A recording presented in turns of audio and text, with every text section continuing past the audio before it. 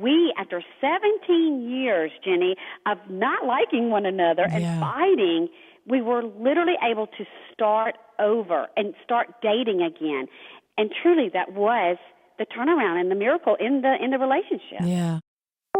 It's Channel Mom with Jenny Dean Schmidt. We're here for you. We are convinced that we absolutely experienced a miracle in our lives. We were beyond desperate. We were, like I said, at the opposite ends of the house, loving to hate one another. And I love to say this too, Jenny, we were too broke. I don't know about your listeners today, but we were literally so broke. There was no way we could divorce. We couldn't even set up separate, electricity bills or deposits. So, one thing I like to say is sometimes being broke can be the best thing because it does make you and force you to live under the same roof, although you may not want to. I'm curious what you think the number one thing is in America that leads to our marital problems with, half of all couples getting divorced, essentially. What is it that leads to most marital strife? I think the bottom line of marital stress, the ultimate root of the evil is selfishness.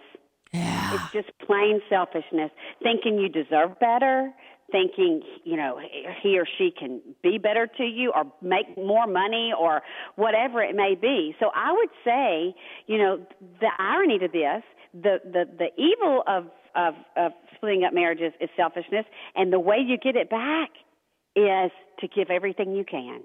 Yeah, that's big. And you also mentioned humility as part of the recipe. Just talk briefly about humility, because it's hard to do in this country of proud people sometimes. Absolutely. I mean, again, pride comes before the fall. Yeah. And, there's just a sense of really and truly you have to humble yourself and value your mate. Now, this is probably a very hard application for all of us. How can you value a mate more than yourself if you're not happy with them and you're loving to hate them? Yeah. But when I started to value Steve for the things he was, Jenny, and not the things he wasn't, if this makes sense to you. Yes. Instead of just nagging on the things he never was going to be, I started concentrating on the things he was, and that was he was loyal to the family.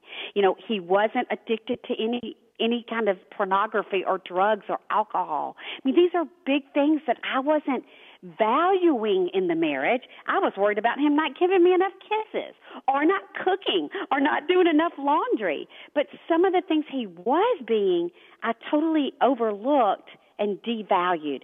But see, it took me becoming humble and realizing the things he really is and was being before I could appreciate it, if that makes any sense. Makes total sense. Less of me and more of him. Right. And the thing that I have sometimes said to friends is, if you will value him for how great he can be or is sometimes, he will rise to that level. If you constantly put him down and feel bad about him, he will fall to that level. So it's almost, and I think we can do that in a marriage and just say, I am going to believe the best about him. And I think a man is more likely to rise up to that, or a woman, if you're a man listening today.